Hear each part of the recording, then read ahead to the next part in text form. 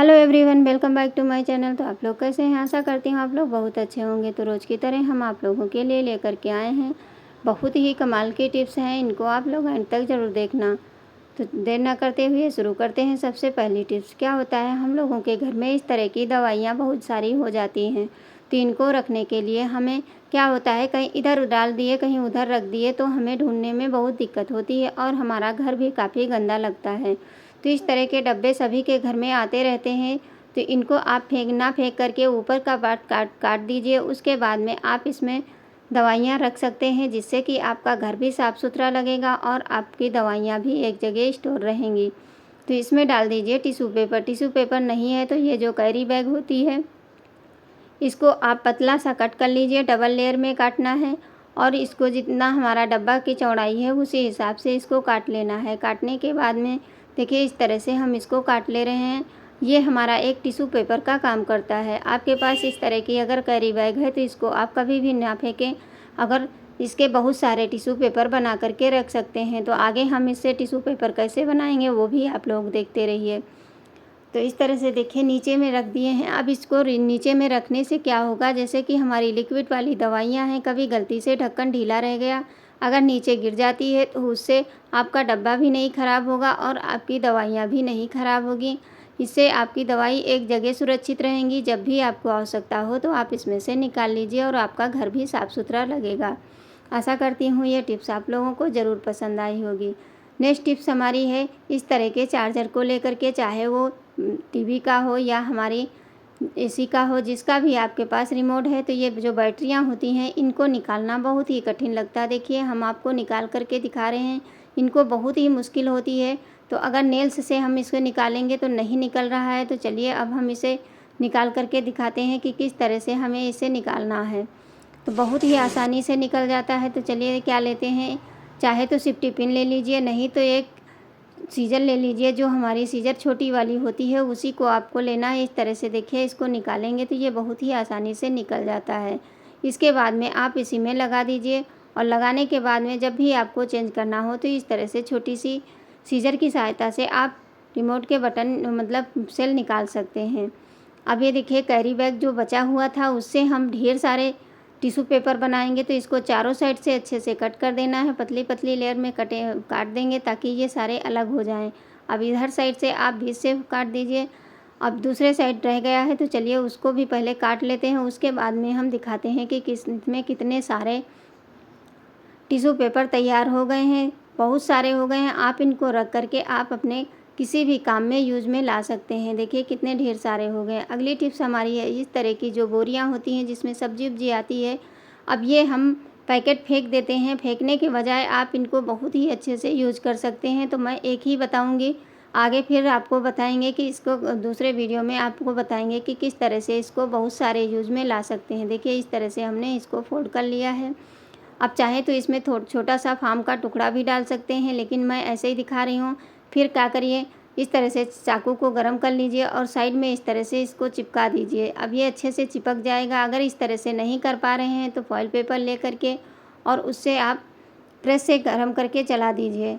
अब इससे क्या होगा, हमारे जो बर्तन धुलते हैं ये बहुत अच्छे से हमारे बर्तनों को धुलने में बहुत ही काम आता है। आप इस तरह से, और इससे हमारे बहुत जल्दी बर्तन साफ़ भी हो जाएंगे। आपको मेहनत नहीं करनी पड़ेगी, ना ही आपको पैसे भी खर्च होंगे। बस तुरंत चुटकियों में इस काम कर लीजिए। इस तरह के सामान को कभी भी ना फेंक करके आप अपने यूज़ में ला सकते हैं। नेक्स्ट टिप्स हमारी बहुत ही यूज़फुल है। जैसे कि इस समय बच्चों के हों या बड़ों के, ब्रश डेली का काम है कि हम ब्रश करते हैं तो उसमें कहीं ना कहीं जम्स पड़ जाते हैं। तो इसमें डाल दिए हैं, थोड़ा सा नमक डाल दिए हैं, गर्म पानी डाल दिए हैं। अब चलिए इसमें हम जितने भी ब्रश हैं उनको इस तरह से डाल, खासकर बच्चों के ब्रश तो ज़रूर ही इस तरह से डाल देना चाहिए। 5 मिनट के लिए छोड़ देंगे और जब तक हमारे ब्रश पड़े हैं तब तक के चलिए हम आगे आप लोगों के साथ शेयर करते हैं कि ग्रेटर पे हम केचप क्यों डालें। क्या होता है, हम ग्रेटर को साफ़ तो करते हैं लेकिन देखिए कितना गंदा हो जाता है। चाहे जितना इसको साफ़ करो फिर भी ये कहीं ना कहीं इसका कलर डल होने लगता है, क्योंकि जल्दी जल्दी से काम करने के बाद इसको हम लोग ऐसे ही धुल के रख देते हैं। तो केचप तो सभी के घर में यूज होता है। केचप को हम चाहे बच्चे हों या बड़े हों सभी यूज करते हैं। तो चलिए क्यों ना हम इस ग्रेटर के ऊपर डाल देते हैं, 1 चम्मच भर के इस पे डाल देंगे। अब इसको डालने के बाद में आप इसे क्या करिए, आप जो वही बोरी हमने कट की थी उसको हम 4 फोल्ड में कर लेंगे। जो छोटा टुकड़ा बचा था उसको ले लिए हैं। अब इसको पूरे पे सिर्फ फैला देना है इसी बोरी की सहायता से। और उसके बाद में चाहे तो आप जो होता है हमारा टिश्यू पेपर ले लीजिए, नहीं तो फॉइल पेपर ले लीजिए, जिससे भी आपको आसानी हो उससे आप कर सकते हैं। इसे रगड़ना नहीं है, सिर्फ इसी तरह पूरे पे फैला देना है। फैलाने के बाद में अगर आपके पास समय है तो आप इसको 10-5 मिनट के लिए छोड़ दीजिए, जिससे आपको बिल्कुल भी मेहनत ना करनी पड़े। और मैं तो आपको तुरंत दिखा रही हूँ कि किस तरह से ये कितनी जल्दी से काम करता है। देखिए इस तरह से हमने पूरे पे फैला दिया है। अब स्टील का जूना ले लीजिए और अच्छे से इसको रगड़ दीजिए। और थोड़ा-थोड़ा जहाँ आपको लगे ज़्यादा है गंदगी वहाँ पे आप थोड़ा-सा रगड़ेंगे और बस देखेंगे कि बहुत ज़्यादा आपको रगड़ना नहीं पड़ेगा। आप देखेंगे चुटकियों में ये बहुत अच्छे से क्लीन हो जाता है। देख सकते हैं कितने अच्छे से शाइनिंग आने लगी है। तो चलिए अब इसको हम पानी से धुल लेते हैं पहले। तो देखिए इस तरह से हम इसको धुल रहे थे, लेकिन ये ज़्यादा पानी में धुलेंगे तो ये बहुत अच्छे से साफ़ हो जाएगा। तो सीधे हम इसको सिंक में धुल करके उसके बाद आपको दिखाते हैं कि दोनों कितने अच्छे से साफ़ हो गए हैं।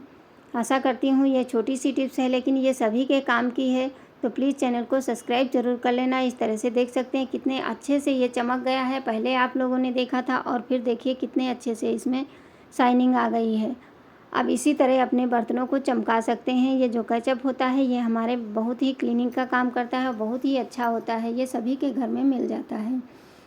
तो इसको आप इस तरह से यूज़ में ला सकते हैं और आपके एक भी पैसे नहीं लगेंगे और आपका काम भी बहुत ही आसानी से हो जाएगा। तो चलिए देखते हैं जो हमने ब्रश को रखा था उसको हम किस तरह से, देखिए ये सारे के सारे जितनी भी गंदगी थी वो निकल गई है।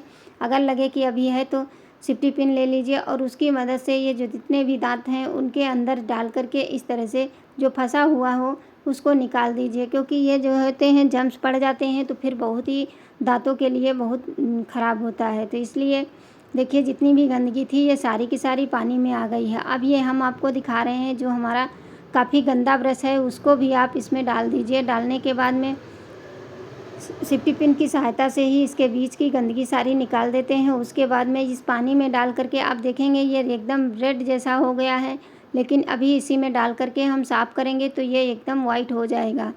तो छोटी छोटी टिप्स जो होती हैं ये हमारे लिए बहुत ही काम की होती हैं, रोज़मर्रा के काम को बहुत ही आसान कर सकती हैं। देखिए कितने अच्छे से ये क्लीन हो गया है। उम्मीद करती हूँ ये भी टिप्स आप लोगों को ज़रूर पसंद आएगी। पसंद आए तो प्लीज़ लाइक करना, शेयर करना और अपनों के साथ मुझे कमेंट करना बिल्कुल भी ना भूलें। मैं इसी तरह की छोटी छोटी टिप्स लेकर के आती रहती हूँ और आप लोगों के काम को आसान बनाने के लिए मैं इसी तरह की टिप्स लेकर के फिर से आप लोगों की सेवा में आ जाऊँगी। तब तक के लिए आप लोगों का बहुत बहुत धन्यवाद। Thanks for watching. Bye bye.